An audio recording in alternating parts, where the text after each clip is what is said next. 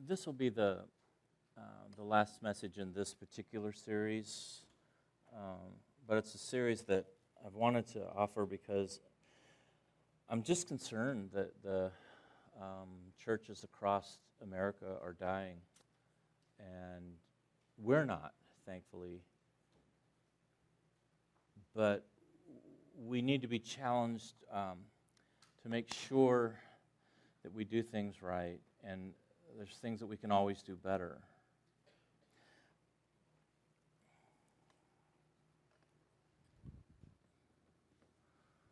Wow, isn't this like the world's largest Lego? Can we have fun with this?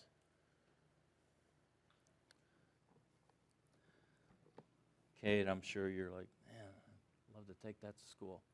Because it actually opens up, and this could be a new backpack, actually. Maybe next year. He's like, oh, man. Thing is, we are all like a Lego. And that we are born to connect. From the day you're born, God has people for you to connect to. In fact, it probably could be said that if a little baby does not connect in any way, I mean, if there's nobody to connect to, that baby's probably going to die. All of us have connections built into us that we are to use, connecting points. I mean, it's just how we are created. And so from the earliest days of our life, God puts into our life parents for us to connect to. And then every connection has more connections. I mean, because they also have connectors. And so we get connected to our parents and then to their brothers and sisters and maybe to some extent their friends. And all of those people also have connectors to it. And then as we get a little bit older, we meet maybe some kids on the street and we get familiar with them and we kind of connect to them, and in some small way we might connect to their friends. And so again, the stack of connections is getting bigger. And then we go to school. And all of a sudden, what seemed to be a fairly good size of connections we've made, now there's all kinds of new people at school to connect with. And so little by little, we start connecting to them, and it just keeps on growing in whatever shape it is. And then, to some degree, we get connected with their friends, and it goes on. And some of you have gone to college, and it goes even more. The connections.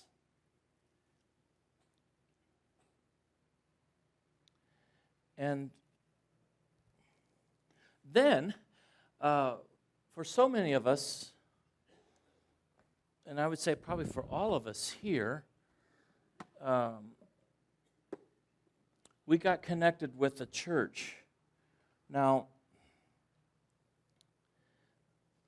we've already got all these connections. We have parent connections, we have their brothers and sisters connections, and then we have friends on the street connections and their connections, and we go to school, and now the connection thing kind of goes crazy because there's so many connecting points, and we connect with their connecting points, and then college, and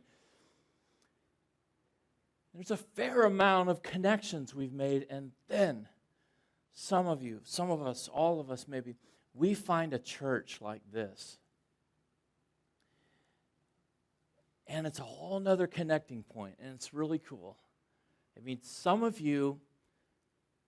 many of you would have never connected with some of the people you connect with had it not been for this group of people. You would have never connected together. I would have never connected with you. And beyond that, you've found that this is like a family of friends, and also it's a spiritual connection. And so perhaps, unlike any other connection you've made in your life, this is very unique, but it just adds to all of it. It adds in a wonderful way to the parents' connection and their family connection and friends on the street and school and college. It just adds to it because now there is this spiritual component. There's the spiritual element that there's grace and there's love and there's hope and there's direction and there's God. And it's really a cool thing. And so all of the connectors, whatever shape those were in, this is where my creative artwork ability just explodes at this point. If I could rip the tape off, because I am really good at art. Cade, stop it.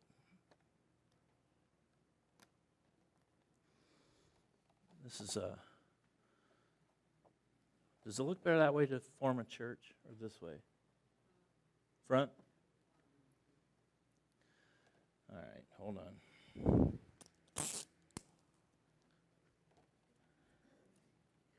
Sometimes I just impress myself. And all of those connections, while they were satisfying and good, they just become really good in the church. And again, all combined, we still have the relationships with people that are out of church and still good and all of that. But now there's this spiritual family and something called a church. And it's great. We love it. And here's the reality, though, is that in a church, and nobody's to be blamed for this, but part of the reason why churches are dying is that we've become satisfied in the amount of connections that we have. Because we have a lot, and we feel very secure in that. We have parents, we have their siblings, we have friends and their friends, and we've got school, and we have college, and now we have church, and most of us feel pretty much connectioned up. We're good. Some of you know people from kindergarten. It's amazing. Connections. And the church, unintentionally, because it's so good, the church kind of caps it off. And for many people, this is the last place, really, of large amounts of connections, large amount of connector points. And we just kind of stop. Unknowingly, nobody's to blame.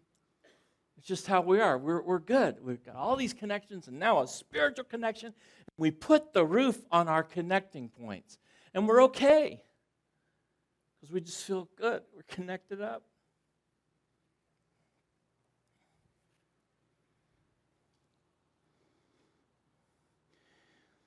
And unaware, we quit connecting. People who move into a community, if you've ever moved into another community and you've left your friends and all your connections behind, from elementary school and grade school and college, and if you've left all of them behind and you've moved, you realize this is true. Because now your connection points have become wide open again, and then you move into a community and sometimes even into a church where they don't feel the need to connect because they're already connected up and they feel good. And sometimes people that have all their connections open because they're new, they long to connect. And it's not that people are mean or bad or disrespectful or uncaring. They just don't feel the need to connect because all their connection points are good. They feel good. And this is what happens even in a church. Sometimes people can come into a church, all connections wide open, and just like no one invites them anywhere, no one invites them to a game, no one invites them to eat. No one that's new at school, hardly anybody sits down with them at the cafeteria table or offers to give them pointers on where the rooms are or anything like that. And it's not that you're bad. Get that out of your head. You're good. It's just that we don't think because we don't feel it. All of our connectors, we feel good. Here's an interesting verse in the book of Acts 1:8. God says this, very small print, but I had to do it because I thought it looked cool. So you'll just have to work with me on this. God says this to the people that would become the first church. He says, you will receive this amazing power from God. And what will that power help you do? Among other things, one of the main things is that power will help you connect.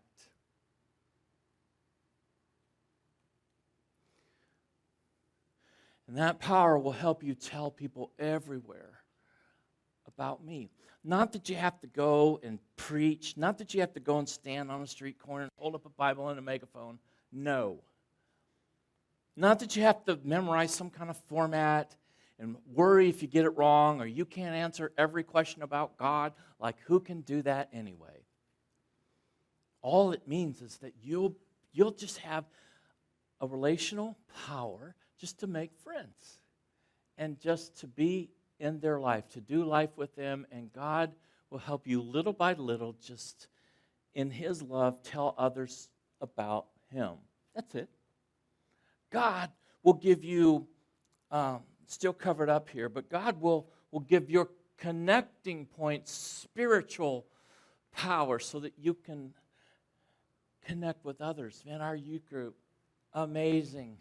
They're like connecting like crazy. Lucas, did you get lost? I mean, like the group's over here. Feeling for you, man. He's got the best beard in the church, and he's sitting over there, because do you know what? Soon there's a it's called Meet Me at the Pole in September. And this goes back a ways, even when I was a youth minister, so that just killed the whole coolness of it. But I used to have to convince my youth to try to show up and be at this. We've got our youth group wants to just do this and tell others about it. Meet me at the pole. Mandy, what is the date on that? September 25th. And it's become so big for us that we're going to do it at 3 schools on different days, like consecutive days. But so meet around the flagpole, and student-led, of course, and students pray. And then it's going to happen at the 2 elementary schools as well, and we're all part of that. But our kids, our youth, they've got shirts that they're ordering, and they're going to be inviting other people to come. And what they're doing is they're taking the roof off the building so that they can connect. It's amazing. I mean, so it says here, and you will be my connectors, telling people about me everywhere. And so here it was in Jerusalem, which is where they started. This is where the church group was meeting, in Jerusalem. In Jerusalem and throughout Judea and Samaria, and look at this, even to the ends of the earth, which would be eventually Michigan. This group of people, imagine how this works. I mean, this group of people, this is without internet, this is without airplanes. That somehow God's ability to use connecting people, somehow it's going to get all over the world, even to Michigan. And the reason why you're here is because this happened.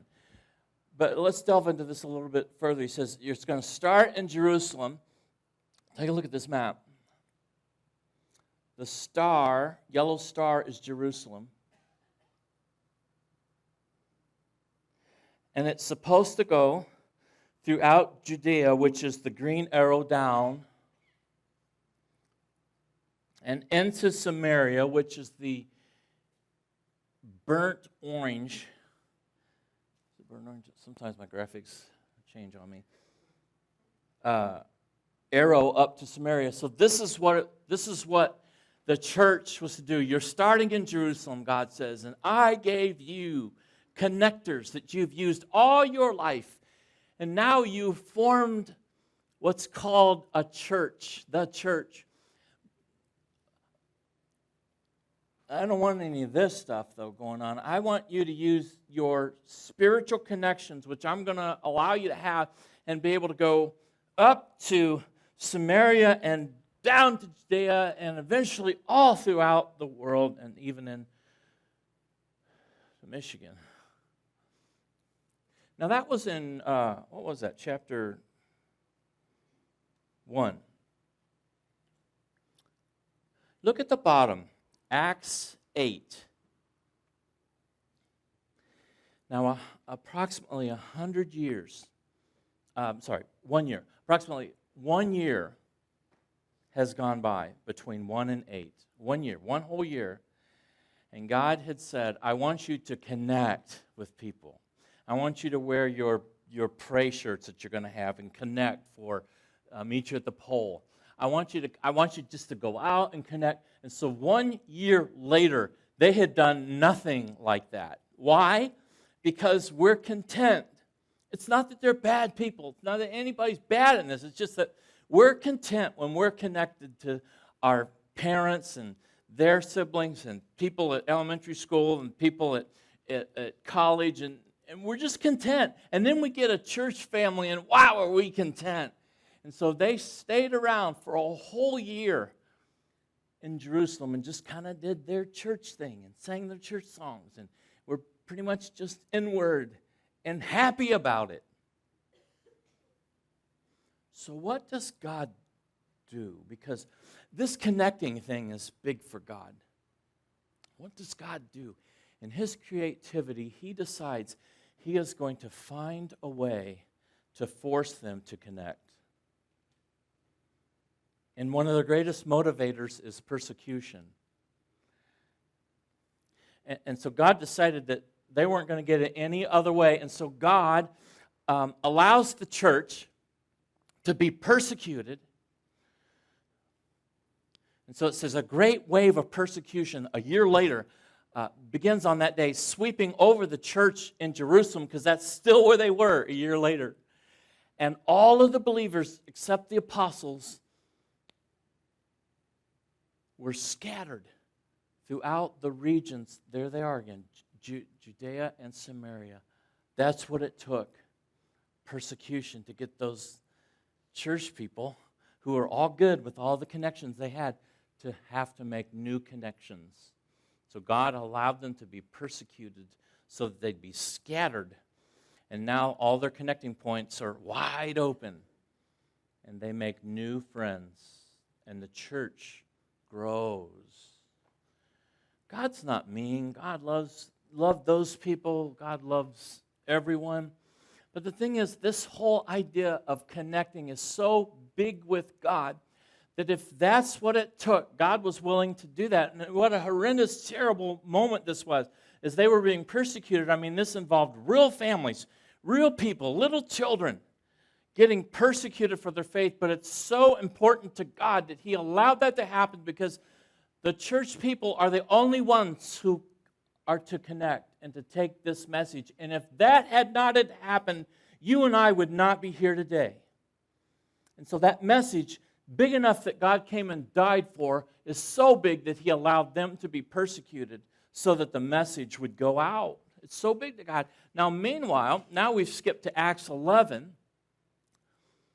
Meanwhile, the believers who had been scattered during the persecution of Stephen's death, well, one of the finest Christian men in the early church got killed because of his faith. And what that did is that caused a new set of connecting point emphases. So, had been scattered during the persecution of Stephen's death. Now they traveled as far. So here they went. They went. Remember those first arrows? They went a little bit like they're supposed to do initially, but now a new set of connecting points takes them as far as Phoenicia, Cyprus, Antioch, and by the way, these are all Greek cities, which means non-Jewish people, which if you're not Jewish, you're actually, the term is that you're a Gentile. This now, for the first time, the church people go clear up to Phoenicia and to Gentile, non-Jewish people and start to share the gospel with them. And why? Because God forced them. So here's the thing, and we're going to wrap this up now. What I hope that you've gathered by now is that this is a big deal to God. That God would include this in Scripture of all the many happenings that happened in the early church, which there were so many that we don't have them all recorded, of course, but all of the many things that happened, God includes this. Why? Because He knows that church people, like everybody else, get very satisfied in their connections. We are good. Frankly, most of you don't think about connecting with anybody else. It's not your fault. You're just normal. But you don't think about the new person. You don't think about those people in Ithaca you don't know. Just because you're human. And you're good, especially the more connections you have, the more unlikely it is that you even think of trying to meet and care for new people. But here is something. What if you would just start taking a walk in your neighborhood? Do you know everybody in your neighborhood? Cedric, I don't know where that would be for you. That'd be like a long, I don't know, because do you even have a neighborhood? No, so skip this point.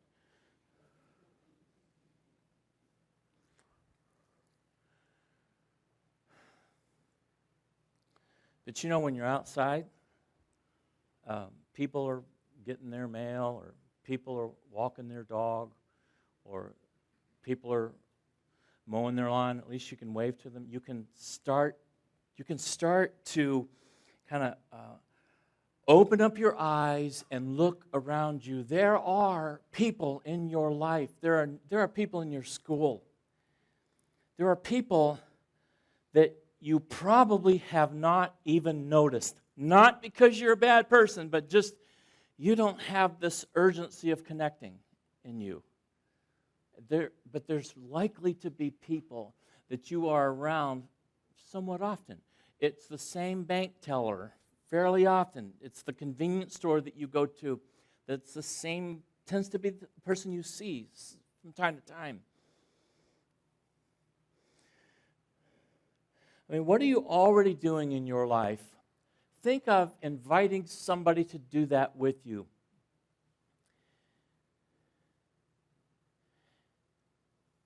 Just say, hey, would you come along? Like, whatever it is, I'm going to the park, or I'm going, whatever it is you're doing, just, I'm going to go to the game, the next game. Why don't you come along? And you say, but I never go to the game with them. They may not like football. They may have an aversion to football. I mean, come on. Just invite somebody new. There's a good body of evidence and statistics that say that it's almost, I think it's like 70% of people, if you invite them to do something with you, even church, they'll do it. I like this one. Look for God's randomness. This message is in no way to say you're going to be persecuted if you don't do this. It's not that. But what I think God will do is He will randomly put people in your life that you need to connect with, that you're not thinking about. God, somehow, somebody, I think you pray about this, God will just randomly put you in situations with a new person. And I want you to remember back to this message like, hey, I think God's wanting me to take off the artwork and start connecting again.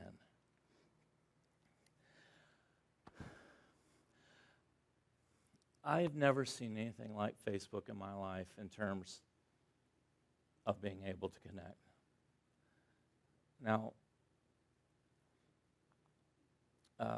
in all my years of ministry, I've never seen anything that reaches this far for free. And if we're intentional about it, could actually be a ministry where you could intentionally connect with Facebook friends and just every now and then send them a spiritual thought.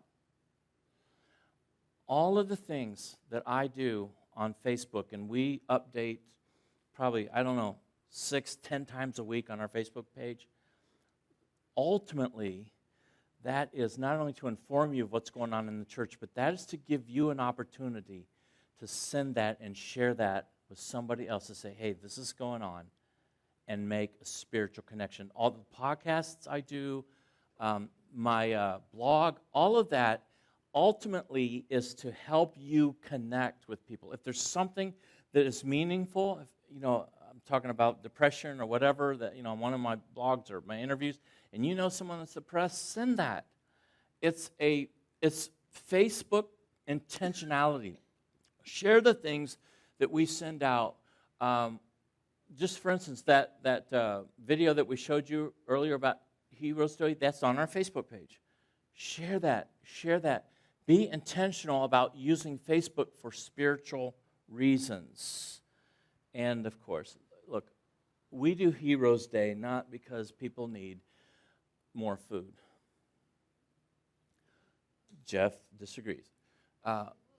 Or that people need to hear music, or all of that's great. We do Heroes Day to give you a chance to do this. Make connections. And to give the community a chance to be on our property and make connections with us. So I'm asking you to find at least one person that you can invite next week to help make that connection with them. It's going to be an awesome time to do that. If everyone, not just for Heroes Day, but if everyone decided, you think, who is the person I can connect with spiritually? I can invite them to what we're doing in youth group. I can invite them to, whatever it is you're doing in life. I want you to make just a kind of a goal in your mind, just you and God. Who is one person that I can just begin to slowly, intentionally start to be involved in their life, and maybe by the end of the year, they will be in a church somewhere, or they'll be in this church family. Who is one person that you can connect? Can you imagine if we could double the amount of people, not just here, it's not just about here, but double the amount of people now that have turned their face toward God and are thinking about God? Imagine that in this group. Now, as I really end, I want to just say that all of us are to be connectors. That's just part of what we are supposed to do. But I also want some of you to realize that you have a spiritual gift of hospitality. All of us are to connect. And some of you, though, like Alan and I talked about earlier, some of you have a gift that you can just go further with it, and God just helps you do like amazing, just like you just connect, all over the place. And so for you, let me just encourage you, if that's you, to realize that the big Lego outside is in honor of a connector. We normally call it the playscape. But Charlie was a connector. Now see, everybody is to connect. Everybody. And then some people, like some people right here, have the gift of connecting or the gift of hospitality. Charlie connected with so many people that he couldn't even remember their names. He's just so many people. He just connect. Hey, connect. We've got a big Lego outside to remind us of what we are and who we are. That Lego out there is given by God to help us be a connector to the community.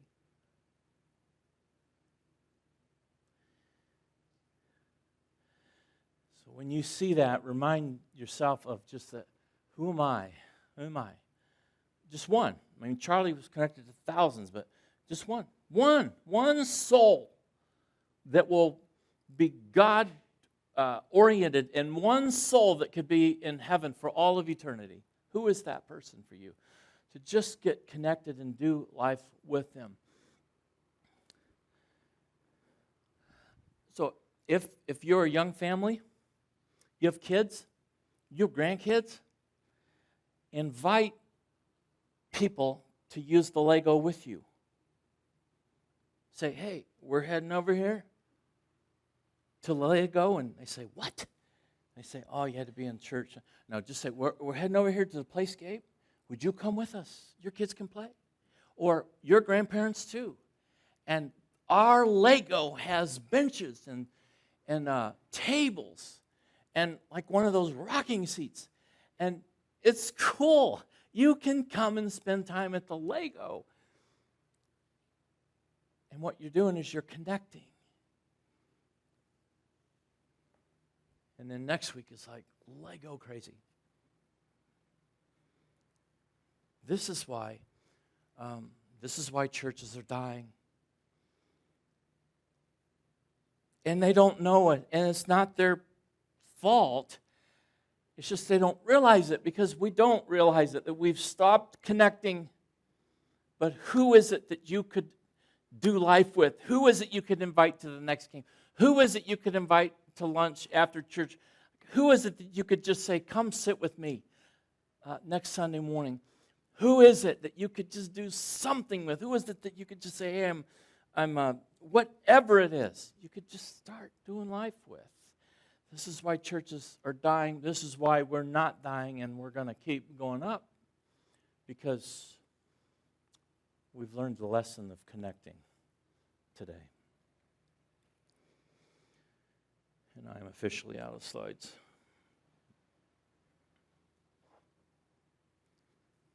Are you okay? I